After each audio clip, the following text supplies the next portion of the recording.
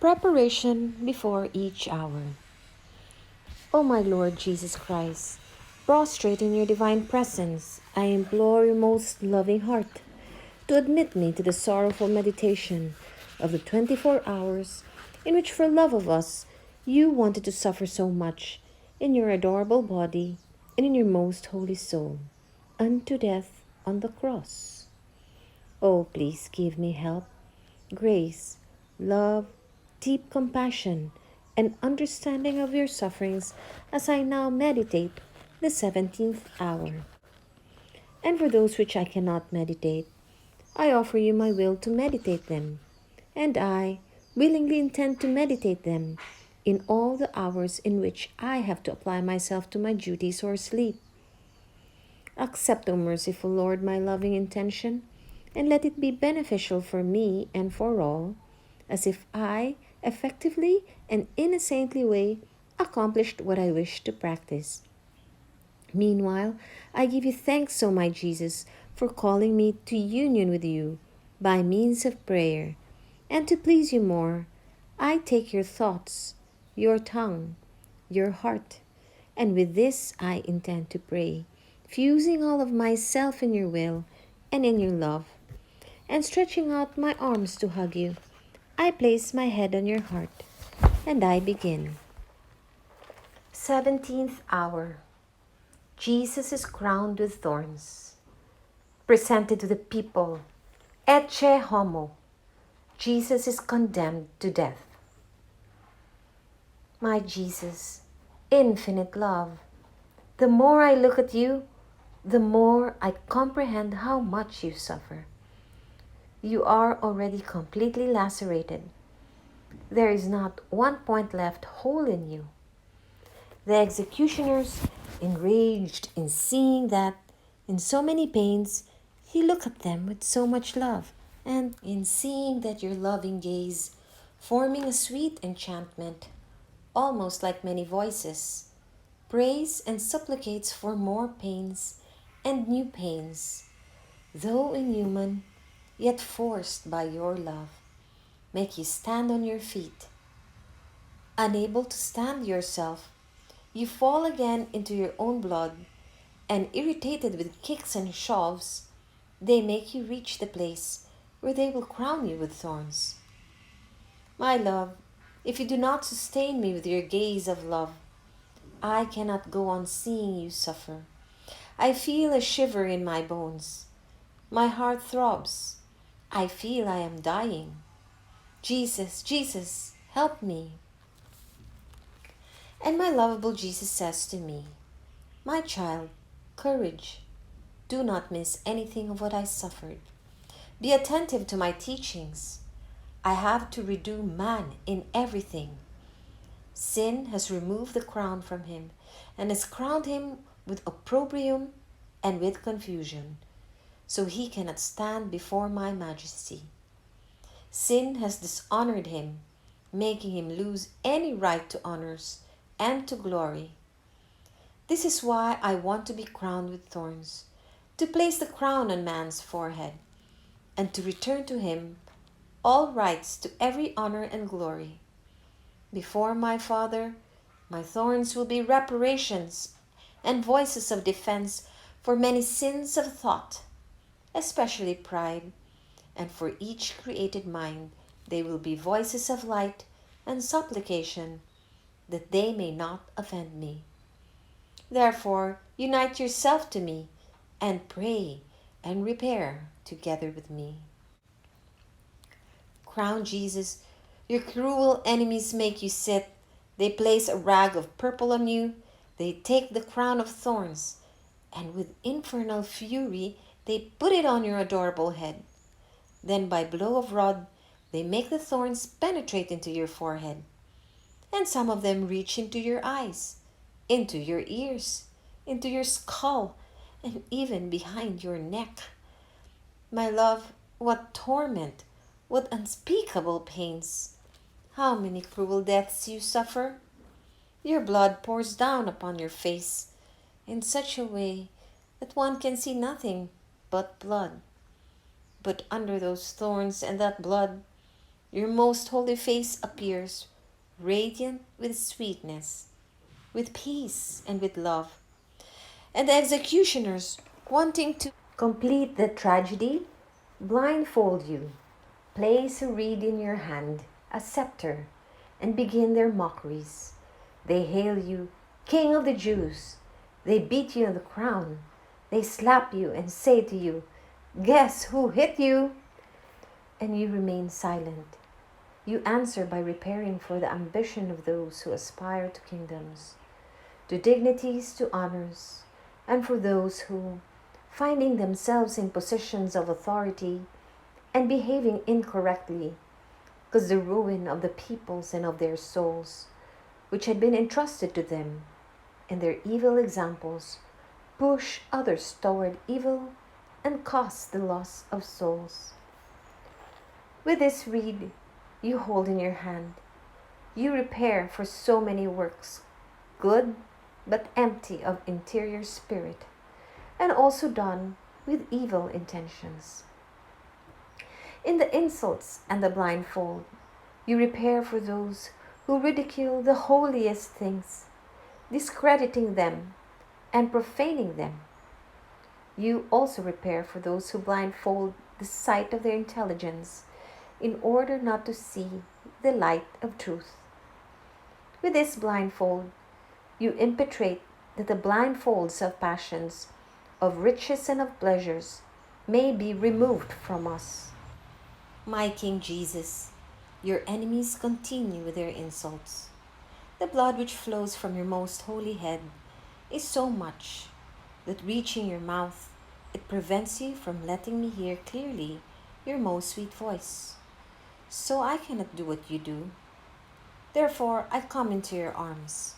I want to sustain your pierced and suffering head, and I want to place my head under those thorns in order to feel their pricks. But as I say this, my Jesus calls me with his loving gaze, and quickly I embrace his heart, and I try to sustain his head. Oh, how beautiful it is to be with Jesus, even in the midst of 1,000 torments. And he says to me, "My child, these thorns say that I want to be constituted king of each heart. To me belongs every dominion.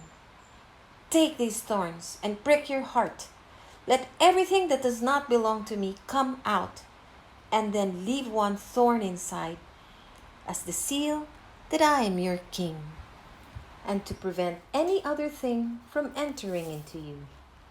Then go through every heart, and pricking them, let all the fumes of pride and the rottenness which they contain come out, and constitute me king of all.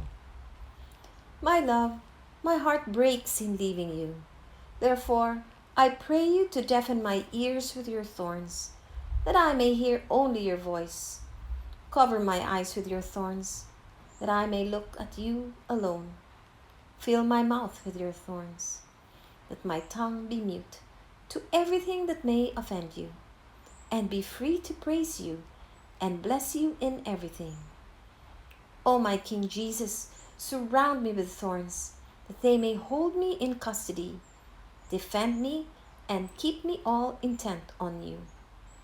And now I want to dry your blood and kiss you, because I see that your enemies take you to Pilate, who will condemn you to death. My love, help me to follow your sorrowful way, and bless me." Jesus once again before Pilate, who shows him to the people. My crown Jesus, wounded by your love and transfixed by your pains, my poor heart cannot live without you. So I search for you, and I find you before Pilate once again. But what a moving scene!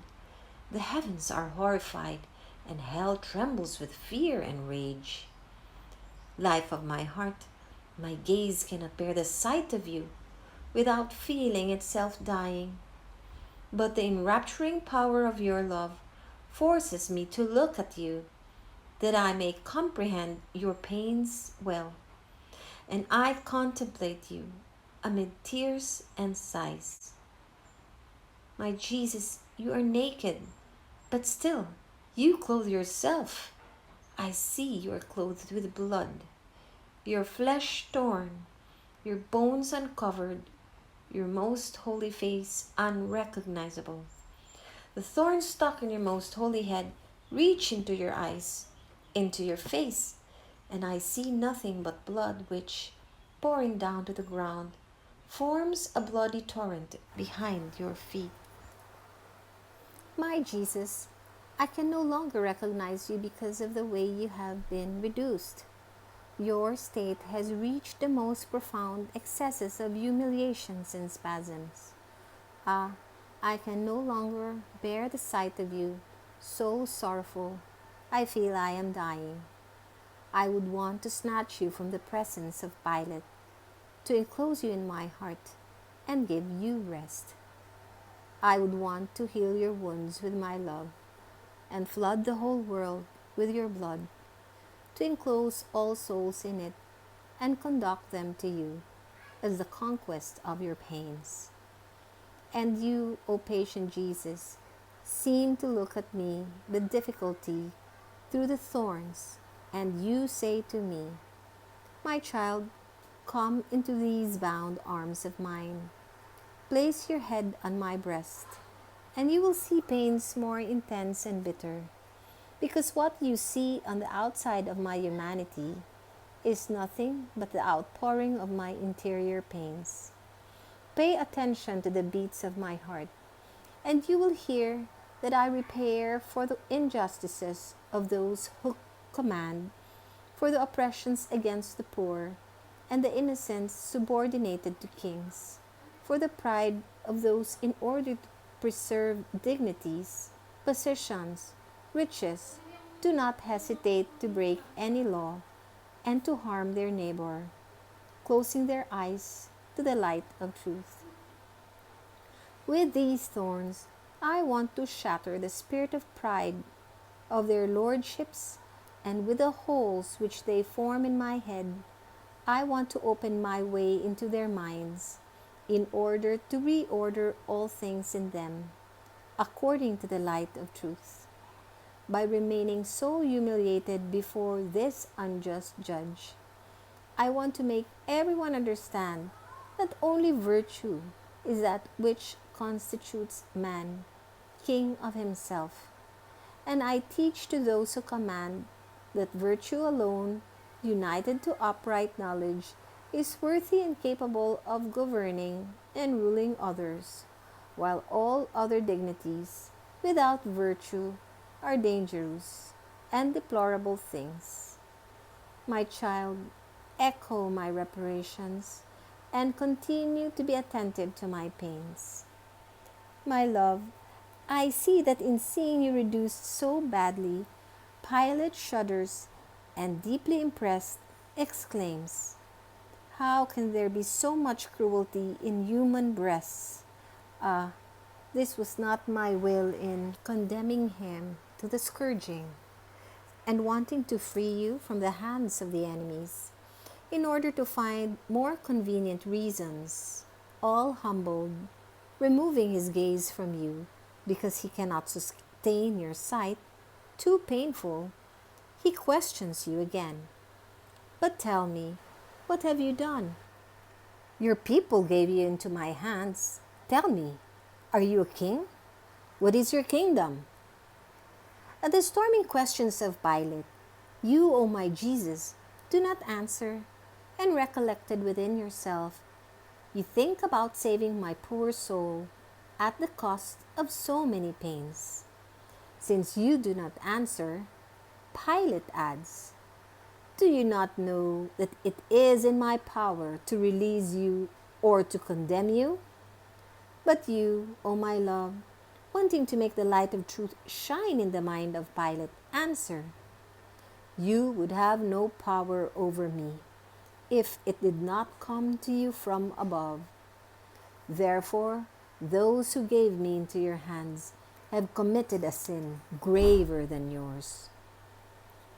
Almost moved by the sweetness of your voice, irresolute as he is, With his heart in a tempest, thinking that the Jews would be more compassionate, Pilate decides to show you from the lobby, hoping that they may be moved to compassion in seeing you so tortured, so as to be able to release you.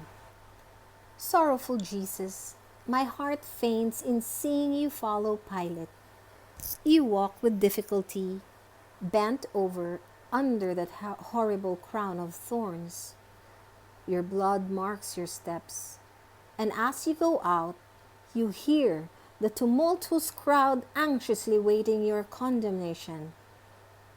Imposing silence in order to call the attention of all and to be heard by all, Pilate with repugnance takes 2 hems of the purple which covers your chest and shoulders. He lifts it so that all may see how you are reduced, and says in a loud voice, Ecce homo! Here is the man. Look at him. He no longer has the features of a man. Observe his wounds. He can no longer be recognized. If he has done evil, he has already suffered enough, or rather too much. I already regret having made him suffer so much. Therefore, let us set him free. Jesus, my love, allow me to sustain you, because I see that, unable to stand under the weight of so many pains, you stagger. In this solemn moment, your destiny is decided. At the words of Pilate, all become silent, in heaven, on earth, and in hell. And then, as though in one single voice, I hear the cry of all, Crucify him, crucify him. We want him dead at any cost. My life, Jesus, I see you tremble. The cry of death descends into your heart, and among these voices, you recognize the voice of your dear Father, which says, My son, I want you dead, and dead crucified. You hear also your Mama, who though pierced and desolate, echoes your dear Father, Son, I want you dead. The angels, the saints, hell, everyone in voices cries out, Crucify him, crucify him. There is not one soul who wants you alive. And to my deepest blush, sorrow and horror, I too feel forced to cry out by an irresistible force, Crucify him. My Jesus, forgive me if I too, a miserable sinful soul, want you dead. But I pray you to make me die together with you. In the meantime, O my tormented Jesus, moved by my sorrow, you seem to say to me, My child, cling to my heart and take part in my pains and in my reparations. This moment is solemn. Either my death or the death of all creatures must be decided. In this moment, 2 currents pour into my heart. In one, there are all the souls who, if they want me dead, it is because they want to find life in me. And so, by my acceptance of death for them, they are released from the eternal condemnation, and the doors of heaven open to receive them. In the other current, there are those who want me dead out of hatred, as confirmation of their own condemnation, and my heart is lacerated and feels the death of each one of them and the very pains of hell. My heart cannot bear these bitter pains. I feel death at each heartbeat, at each breath, and I keep repeating, Why will so much blood be shed in vain? Why will my pains be useless for so many? Child, sustain me, for I can take no more. Take part in my pains. May your life be a continuous offering for the salvation of souls, so as to soothe pains so excruciating for me. My heart, Jesus, your pains are mine, and I echo your reparations. But I see that Pilate is astonished, and he hastens to say, "How can this be? Should I crucify your king? I find no guilt in him to condemn him." And the Jews cry out, deafening the air, "We have no other king but Caesar, and if you do not condemn him, you are not a friend of Caesar. Insane, insane!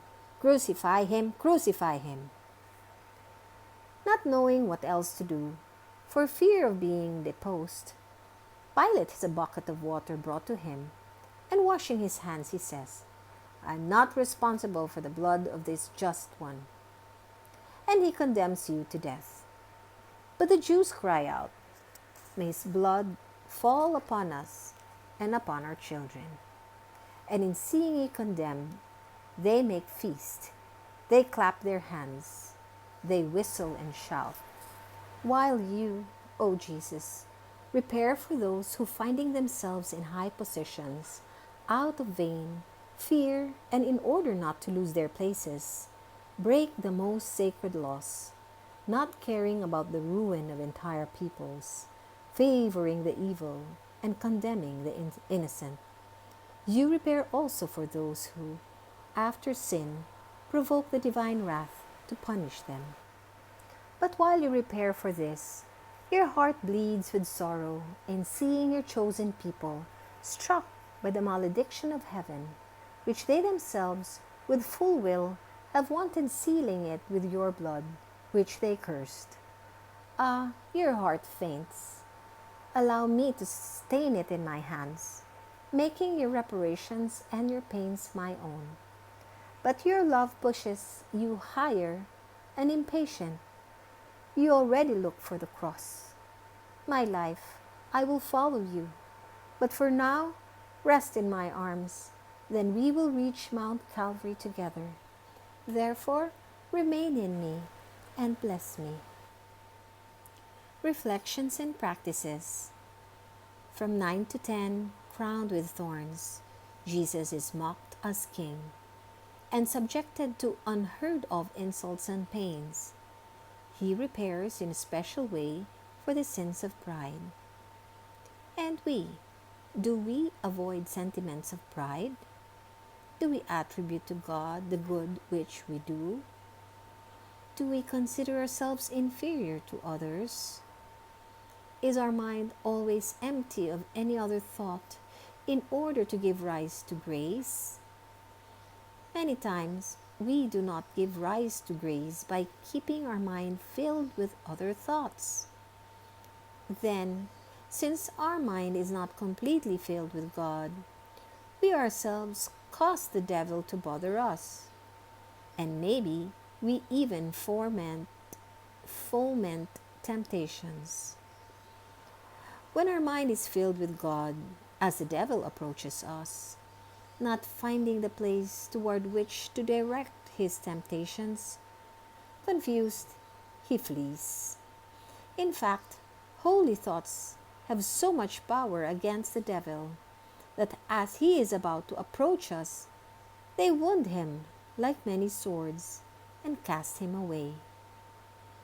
Therefore, we lament unfairly when our mind is bothered and tempted by the enemy. It is our poor surveillance that pushes our enemy to assault us. He is spying on our mind in order to find little gaps and attack us. Then instead of relieving Jesus with our holy thoughts and removing the thorns from him, ungrateful, we push them into his head, making him feel the pricking more sharply. In this way, grace remains frustrated and cannot carry out the crafting of its holy inspirations in our mind. Many times, we do even worse. As we feel the weight of temptations, instead of bringing them to Jesus, making of them a bundle a bundle to be burned by the fire of His love, we worry, we become sad, and speculate on those very temptations. Therefore, not only does our mind remain occupied by evil thoughts, but all our poor being remains as though soaked with them. And so it would almost take a miracle from Jesus to free us. Jesus looks at us through those thorns, and calling us, He seems to say, "Ah, my child, you yourself do not want to cling to me. If you had come soon to me, I would have helped you to free yourself from the bothers which the enemy brought into your mind, and you would not have made me sigh so much for your return. I ask for help from you in order to be freed from thorns so sharp, but I waited in vain because you were occupied with the work that your enemy had given you. Oh, how much less tempted you would be if you come soon into my arms. Fearing me and not you, the enemy would leave you immediately. My Jesus, may your thorns seal my thoughts in your mind and prevent the enemy from causing any sort of temptation." When Jesus makes Himself felt in our mind and in our heart, do we reciprocate His inspirations, or do we place them into oblivion? Jesus is mocked as King, and do we respect all the holy things? Do we use all the reverence which befits them, as if we were touching Jesus Christ Himself?